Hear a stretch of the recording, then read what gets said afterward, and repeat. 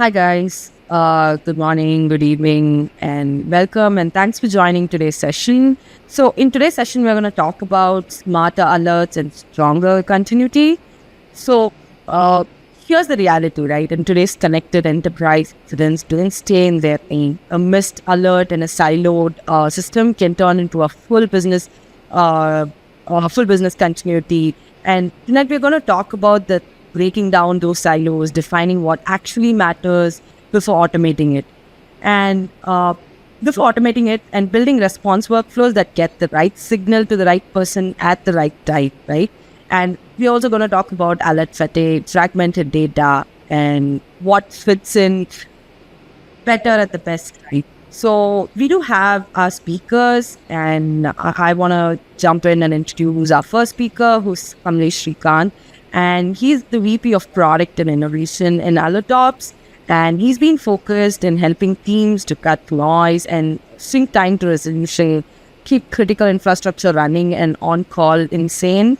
So, and then we have our second speaker, who's Bill Kleyman. So Bill is a technologist, analyst, and the CEO of Apollo US, with 20 years of experience across cloud, data center, and he is a very influential person. He's got the best voice in data center and in cloud technology. So yeah, that's pretty much about our speakers today. And welcome, guys. And I'm gonna leave it to you, and you guys can take it forward. Thank you, Priti. That was a great introduction. I just want to say thank you for joining us today, Priti, and hang out. And Cam, I get you ready for a party. The space conversation. Are you prepared? I'm on number 3, so I'm good to go. Whoa, look, I have one cup of coffee at like 6 o'clock in the morning, and after that it's water, because otherwise you don't understand anything. I was genuinely excited about this conversation, Cam. Priti, thank you for the wonderful introduction, right? We're really going to dive into keeping it simplistic, right? From alert chaos to creating an intelligent response, right? Building business continuity in this era, right? And a little bit of extra background. So I work with data centers, and I work with cloud, and all my people are watching this. Bill, don't you usually work with giant physical systems? I'm like, yeah, but believe it or not, I got started with a consulting company called MTM Technologies, and I was there for about 10 years. I started off as a virtualization cloud architect, and I grew to be their CTO, saw them go through an acquisition, and remarkably, we dabbled with AlertOps, so we dabbled with these critical systems and tools that allowed us to really remove those siloed operations and create better business continuity and understand what's fundamentally happening within those environments, whether it's managed services, Citrix, VMware, email, helping teams to respond faster and just far less chaos. Now, I think before I get started here, there's a couple of key takeaways, and Cam, fill in the blanks here. We want to make sure that we remove those silos, the Venn diagram of like IT and OT is like really quickly like overlapping. I think everything's got an Ethernet address or an IP address these days. We have to talk about an honest statement, right? The way we understand incident severity and ownership, it's different than even just 24 months ago. The stuff that we're putting into these racks today aren't just pizza boxes anymore, or email servers, or exchange servers. To put it quite bluntly, they're Lamborghinis in a rack. Multiple Lamborghinis in one rack. So if you ever run into a situation where you miss an alert, or you create a dangerous blind spot, or you create these islands of compute where shadow AI take over, here's what's going to happen. You're going to learn a brand new acronym. It's called an RGE, Resume Generated Event.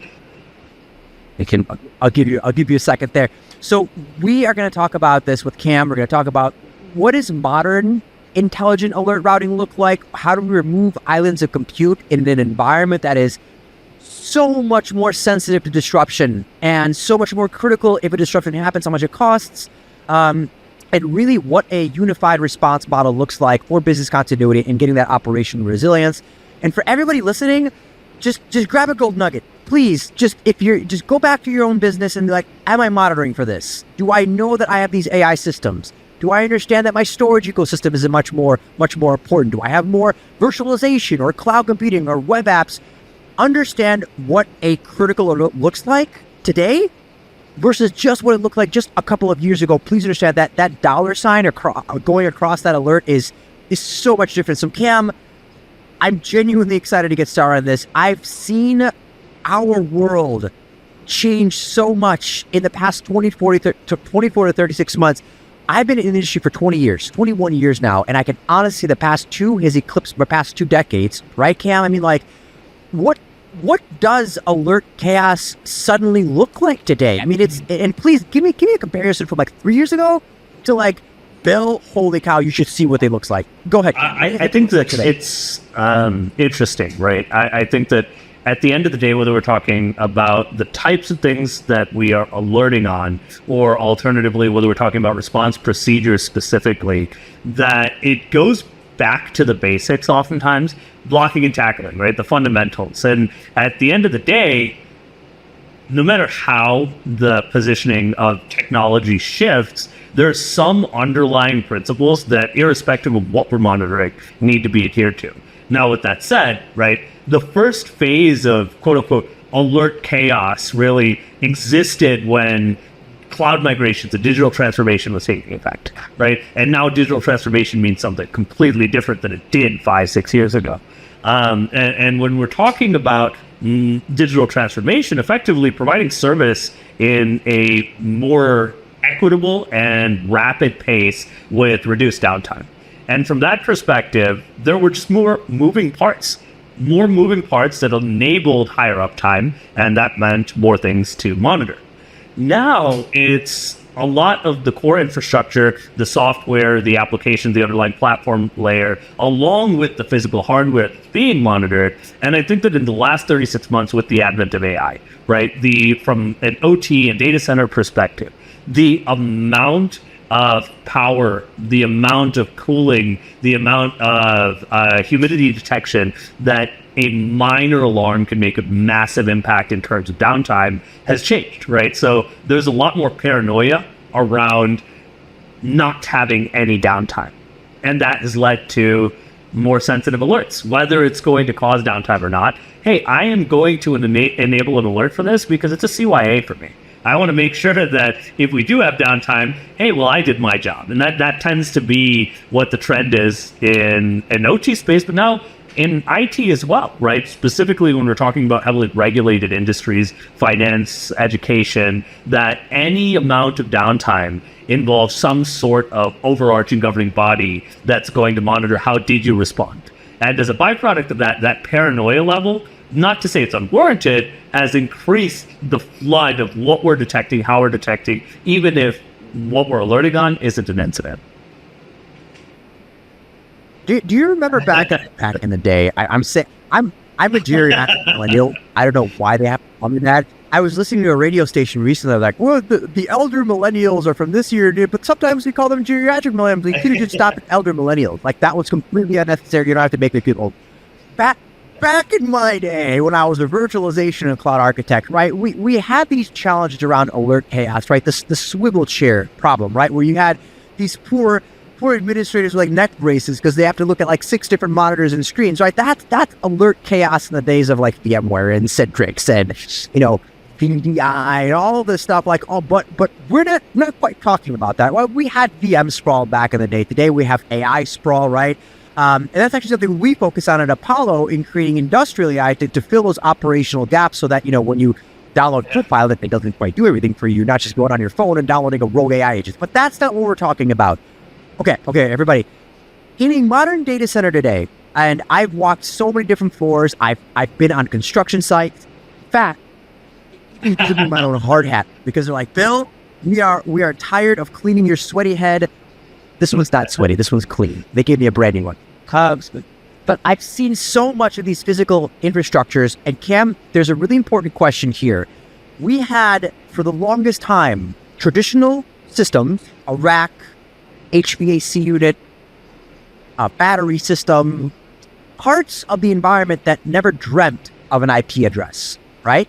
And then we have the other parts, the IT part of it, a switch, a power distribution unit that might have an Ethernet address, but all of a sudden, more and more of these components within a facility are being lit up. Sometimes they forget to be updated, right? And for some reason, it's kind of like the old school printers of the day that were like the best attack vector. Like nobody updated them for 3 years, and the malicious actors like, let's see, which printer do I want to access today? I'm not calling operational technology like as archaic or as holy as a printer. But I do want to ask you this question, Cam, right? We're talking about blind spots, and you said it yourself, right? A lot of my customers are data centers, industrial AI people, right, who focus on compliance and regulation. And so those blind spots become dangerous, right? They become way more costly. And, going back to, losing your job, there's also financial ramifications, public relations ramifications. I have a very pointed question for you here, Cam, and please take your time answering this, because I want my audience, the data center audience, to sort of like think about the things that are connected, but not necessarily properly monitored.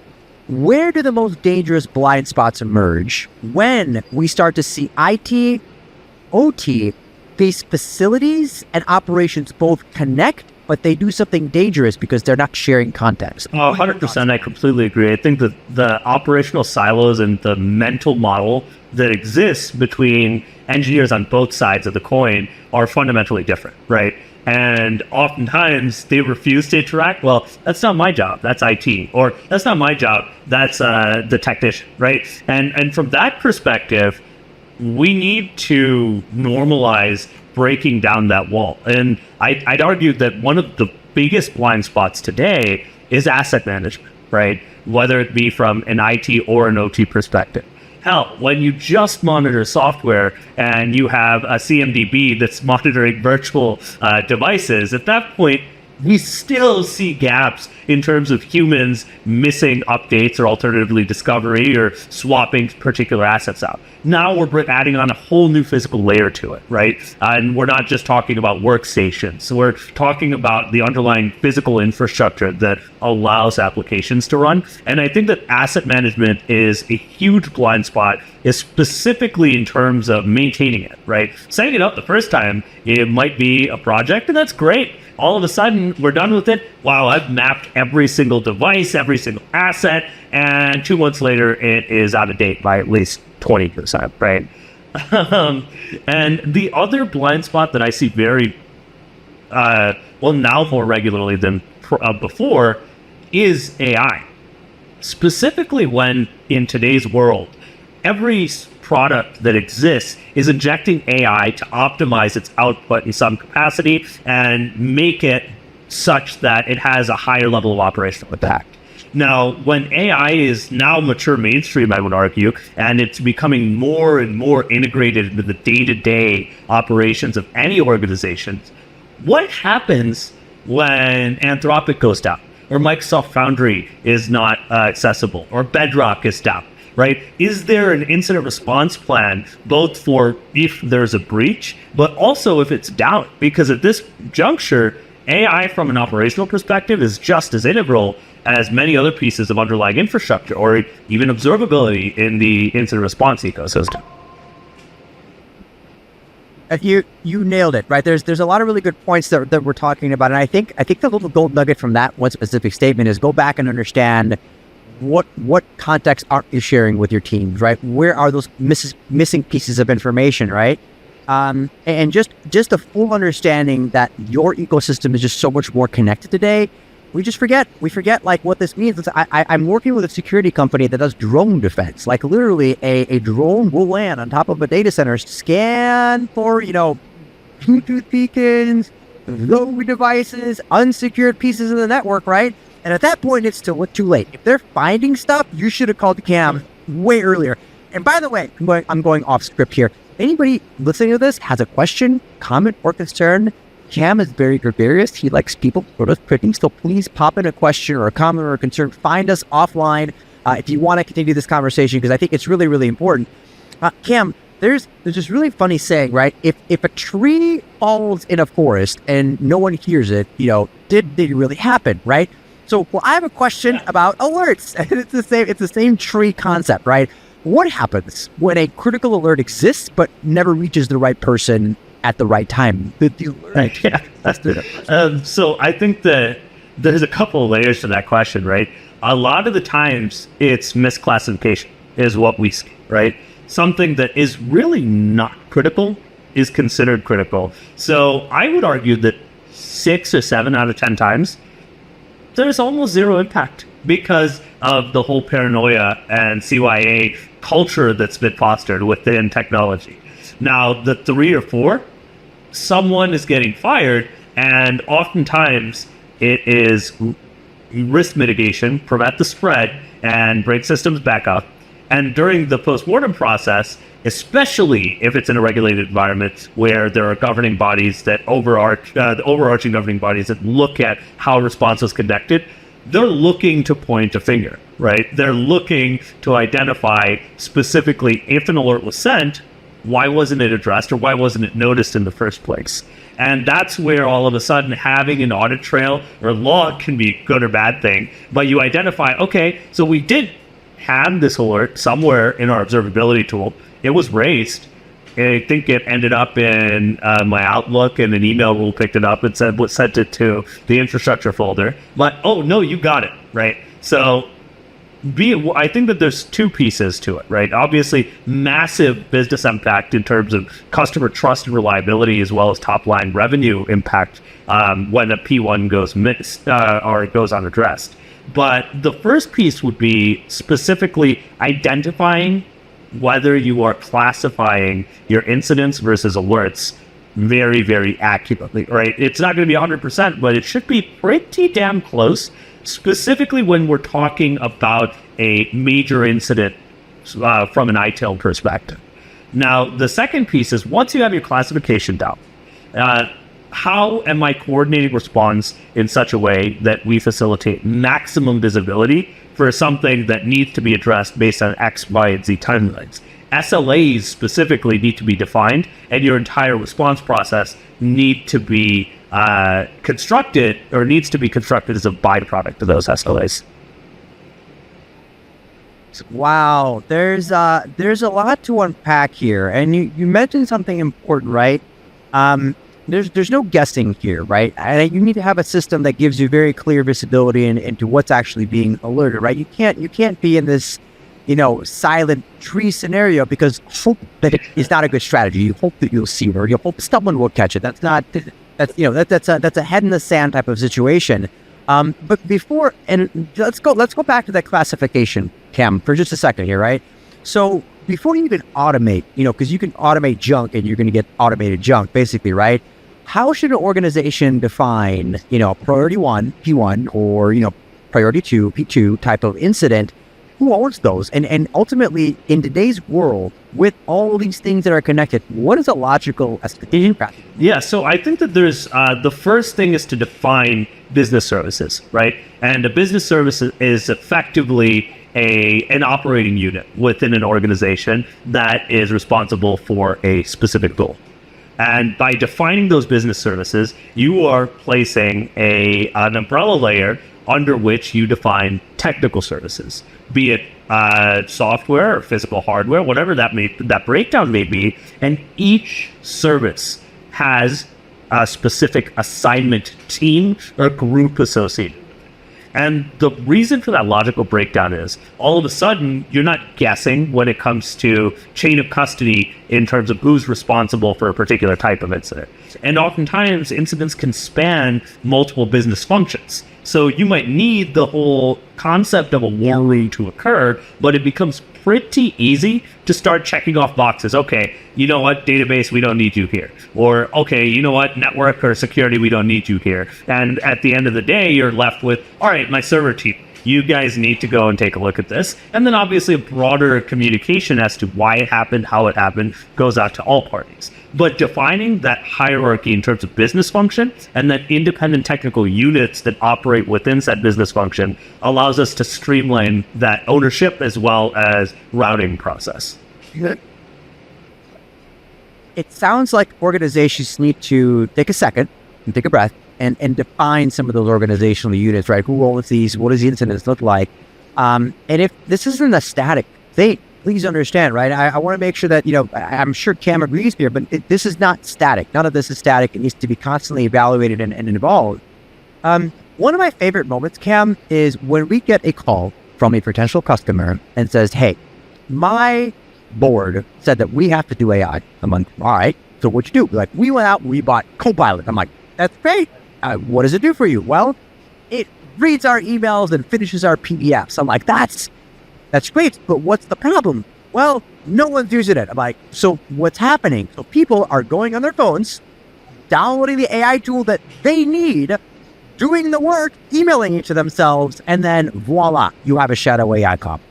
I love those conversations because Apollo fills in those gaps. We're like, Copilot, we don't want to replace it. We just want to do the things that it doesn't do. But then we sit down with these groups and we're like, whoa, you guys have a very serious shadow AI, unmanaged compute situation here. Let's wrangle this, right? And so all of a sudden, you have these unbeknownst champions of AI that shouldn't be championing it. They need to be under a much more controlled process. My gosh, Cam, in this world, I'm so curious. How does this create an entirely new class of operational? I think that it's huge, and it's funny that you say that, right? Because I think that there's still a lot of learning that needs to be done across most organizations. We have security awareness training. We have phishing training that are mandated for ISO 27001, SOC 2 for damn near every single application that is selling for business to business.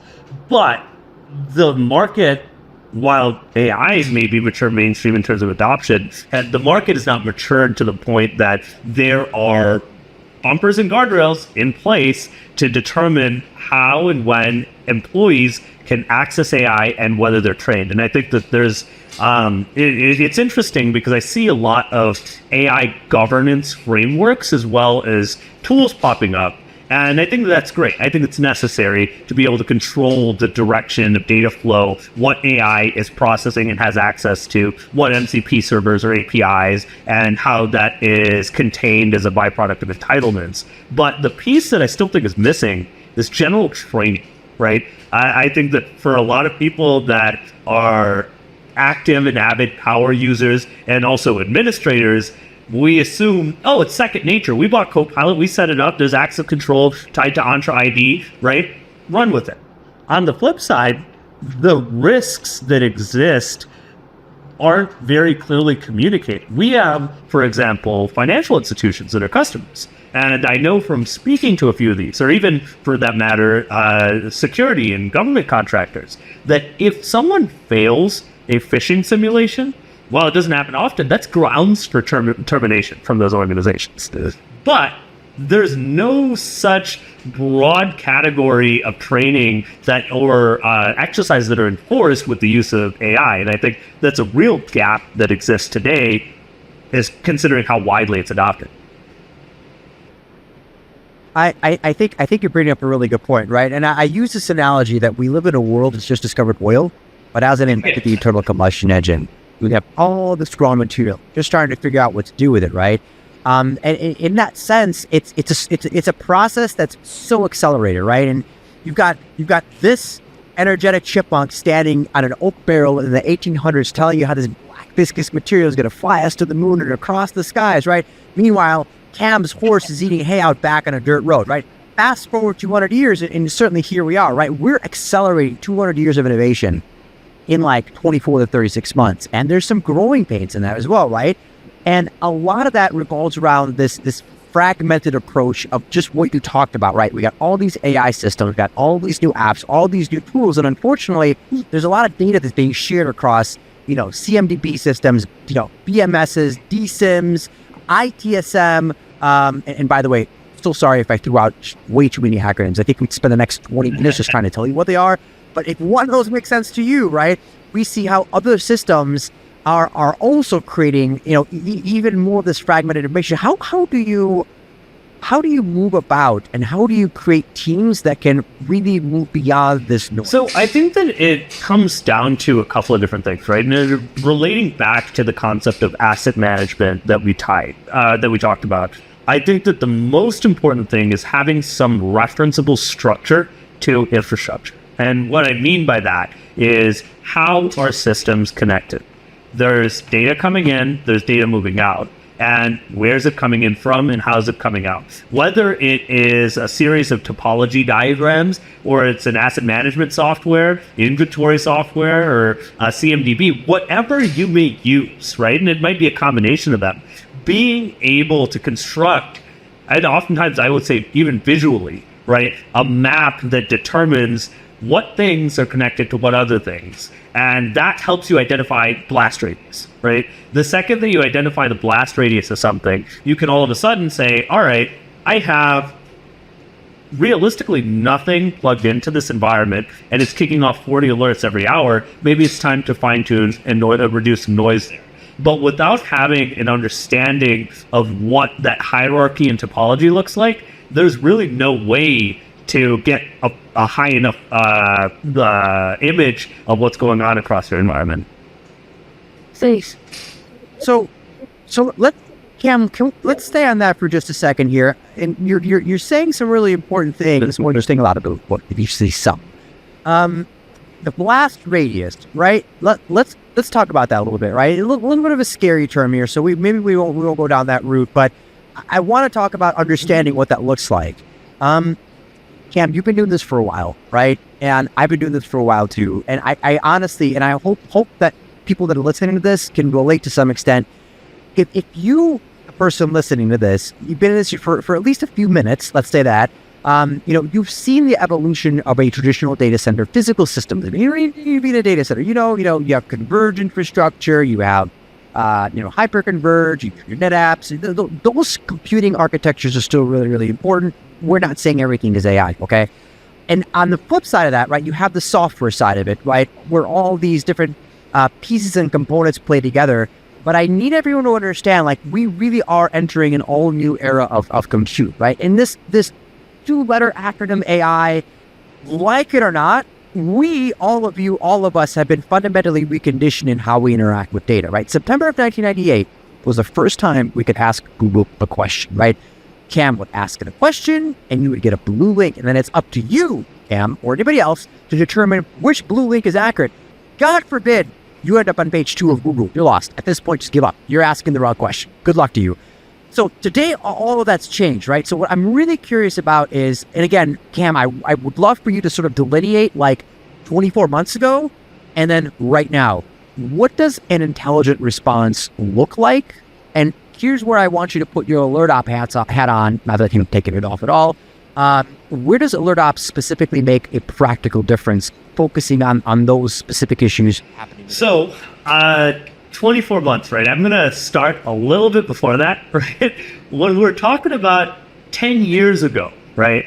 If there was a P1 outage, right? Let's take Google for that example, right? If Google had a widespread outage, outside of all of the redundancy mechanisms and stuff that they had, right, what would they have done 10, 15 years ago? There is an incident manager. Oftentimes, now as part of a separate team, but prior, it was really just consolidated into the NOC.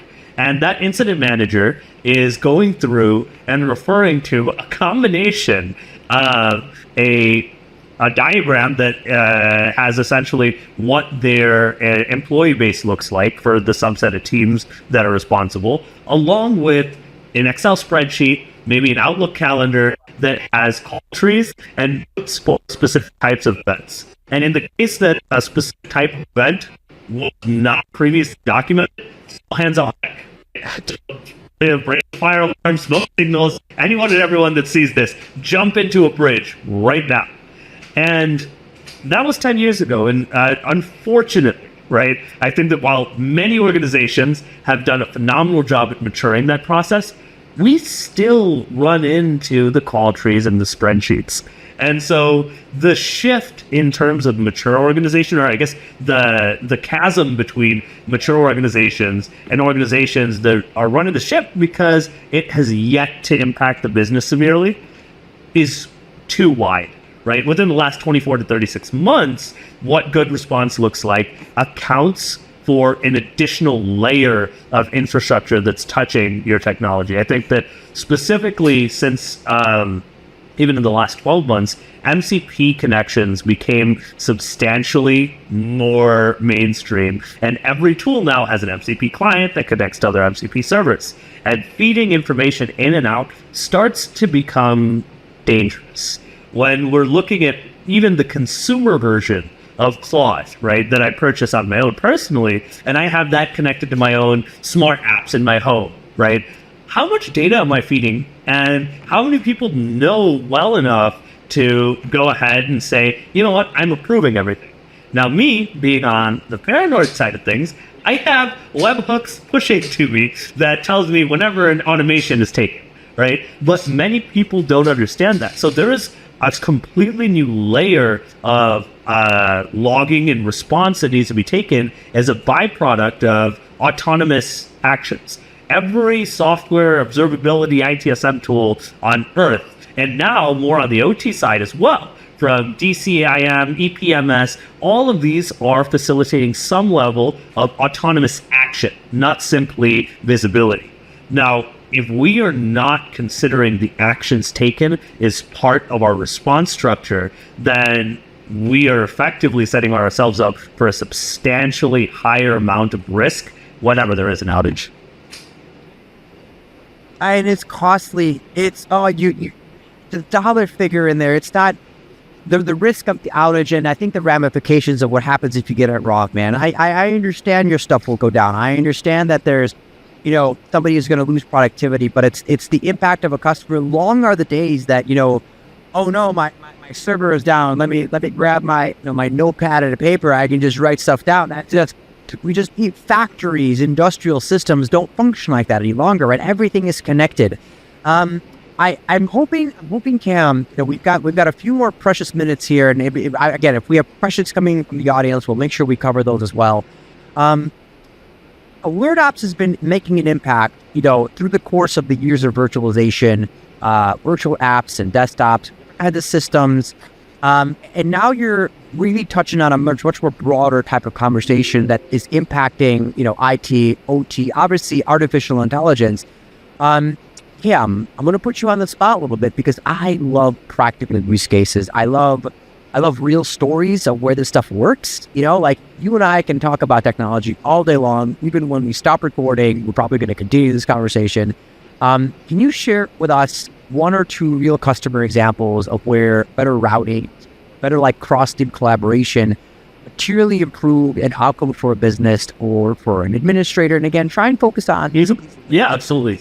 So one of our customers is one of the largest co-location providers in the data center ecosystem, right? And for them, they have hundreds of critical infrastructure sites across the globe. And the problem that exists is that there are so many guidelines that govern how alarm management must be handled. Therefore, they can't miss an alarm. And that means that the alarms have to be raised. But how do they route the alarms? How do they consolidate the alarms is definitely important. And I myself have been on the floor of quite a few of their sites, taking a look and talking to the engineers about, all right, what do you guys actually do? And this was about 3 or 4 years ago when I got a response that was a little bit eye-opening. The corporate office, the controls department that's managed by the corporate office wants us to get every single thing because they don't want to deviate from any sort of compliance that exists. But on the flip side, during the course of an outage, we don't necessarily need every single thing. If there is a chiller trip and it's creating 60 downstream alarms within a span of 40 seconds, I don't need that. Because what do I do as a responder? I go through and I click bulk acknowledge. So instead, what we have seen and what we've implemented was, all right, so you raise every single alarm. That doesn't mean you need to necessarily sound the alarm, right? So as a byproduct of things being correlated and consolidated, you still have visibility into every single alarm raised, but reducing that noise for this one customer across their sites we're talking about 89% noise reduction. 11% of the alarms that they were sending to engineers were actionable. The rest was just noise that could have been bundled. So that is one very specific use case where a dramatic impact, not just in terms of operational efficiency in identifying the root cause, has been made better, but the piece that a lot of people don't talk about is the human element, or the responders are human, and the quality of life, what you hear, ding, ding, ding, ding, it's essentially a form of torture. So we've made their lives quite a bit easier through you leveraging AI, machine learning, noise reduction, and compression to streamline what a response procedure actually looks like. Oh my God, you triggered me with mark all as red. There's too many. Just mark all as red. It's fine. You want coming in. I get it. I absolutely understand it. And what a great example, right? And again, I love that you're bringing in, my part of the world right now, the data center space of it. Because there's a lot of really good considerations, and there's so many new clients, so many new kinds of connected systems. A lot of it's going to change is that, Cam, there's so much on the horizon, right? We're seeing these facilities come online left and right. I've been on more legislative elected officials phone calls that I could ever want to do my entire life. And we're talking about an architecture that's defining this era, right? And I'm going to ask you, Cam, if I question out of all of this, right? So you don't have to go like, oh, let's get your crystal ball out. Take an 8-ball and shake it right now. That's the answer I want you to give me, champ. Over the next 20 to 40, 36 months, and do your best, how do you think AI is going to change incident response, reliability, and certainly how we even look at it? So I love taking the example of site reliability engineering, right? SRE was really just DevOps or DevSecOps at the time, and someone at Google said, I spend most of my time literally just monitoring uptime and bringing stuff back up rather than building new things. So this isn't DevOps. Thus came site reliability. Now there's SRE observability tools that exist in their own little niche of the ecosystem that are widespread and mainstream now. So in the same capacity, I think that I'm going to go back to RGE, resume generating event, right? I think that there will be quite a few over the next 24 to 36 months that will call for a couple of different roles. One that is dedicated to governing the use and scope of AI within organizations. The second is going to be ensuring uptime of AI. We have woven this piece of technology so deeply into granular nooks and crannies of our operations already that at some point response needs to evolve to account for what happens. Are we, just because my AI went down, does that mean knock it down? Does that mean that we don't have an incident response procedure? I think the AI will help us optimize response operations, but I think that there will be a very heavy emphasis very soon after that talks about what to do when agentic AI, when autonomous operations are down, right? And I think that that's going to be the biggest change within response over the next 24 or 36 months.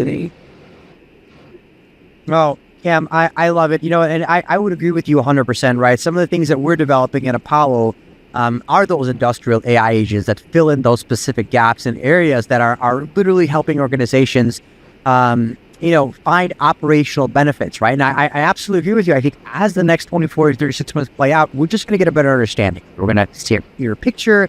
We're going to know what to do with these systems a lot more. But the last thing that we want to do, and I got one more question for you, Cam, in just a second. We don't want to build an elephant on a unicycle, right? I mean, looks great, but it does absolutely nothing for your business. And a lot of times, it's a nice to have for the business, but is it a need to have? Like, what is an actual KPI or metric that this thing is trying to solve?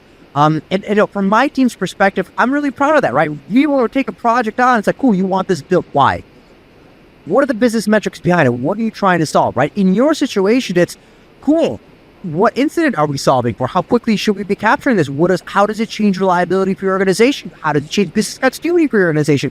What things that used to be a blind spot does it catch right now for you? Or is it just another ding, right? And then it makes the life of the network admin way more horrible, right? We don't need more AI dings. That's not the goal of this thing, right? We need fewer and ones that are a lot more smarter, right?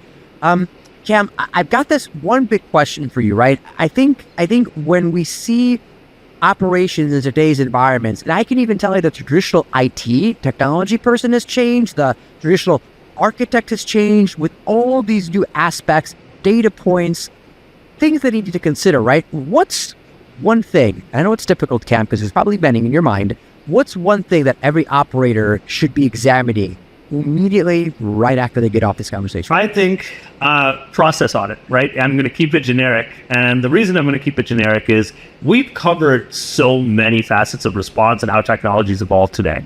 And I think that if you try to check every single box all at once, you're going to fail. That's a given. But making sure that there is a checkpoint in place that is iterative, that every single quarter we're reviewing, whether it is our asset management, whether it is our response procedure, whether it's our AI footprint, having a running list of areas to validate and consistently improve on is the most important thing on, I would argue, a quarterly basis at least. Therefore, you might not hit everything today, but over the next 24 months, you got a good chunk of them covered. And at the rate the industry is moving, you're going to have a lot more checklists to check off in 24 months. So make sure that you want the ones that you need are covered with the foundation. So iterative process for improvement is my generic kind of advice to anyone that's watching this. I don't think it's very generic, to be honest with you. I think just generally just go look at your process. And I think the simpler question is, when was the last time you looked at your process? That's like, forget everything else. Like, seriously, when was the last time you examined this? And understand that, like, it's kind of like a fire drill scenario, right? On a submarine, they practice fire drills, and they do this. They take these big red blankets and they pretend like there's fires in the hallway, right? And they test and they operate and they test again, right? Because gremlins exist. And I think for any business, especially that's operating right now in a so much more connected ecosystem, you need to check where those gremlins are. For those working with physical infrastructure, data centers specifically, I'm talking to you. The value of the environment, the ecosystem that you're supporting has fundamentally changed. And while I don't believe that your entire facility could become an AI data center, I will believe that a part of it might, or there might be a hall, or a few racks or servers where your customers are going to come in and start asking for this stuff.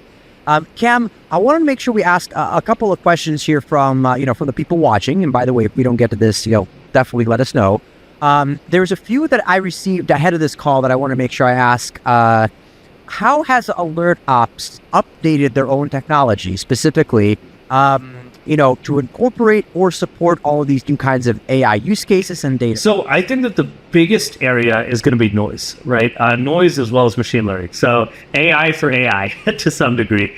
And with more moving parts, what we've done is been able to effectively compress the noise as well as leverage an array of historical incidents to say, look, realistically, this is the cause, or this is the root cause, or this is the series of steps that you should use to eliminate the most critical of outages. Because when we're talking about an IT incident, I think Gartner's estimate, it goes up every year. For this year, the average cost of an IT outage is $8,600. And from an OT perspective, from a data center that is literally responsible for hundreds, and if not thousands in a lot of cases, IT environments, we're talking about exponential scale, right? So the cost of downtime is critical, and being able to compress and eliminate the most common or alternatively probable items on the list is number one, and compressing the details number two. So because if you can receive a cogent and comprehensible incident that has a series of next step actions, all of a sudden you're in a place that has saved you 15, 20 minutes. And on a scale of $8,600 per minute there's an outage, we're talking millions of dollars of savings. I've got one more quick question for you around cybersecurity. Actually, this one's kind of interesting.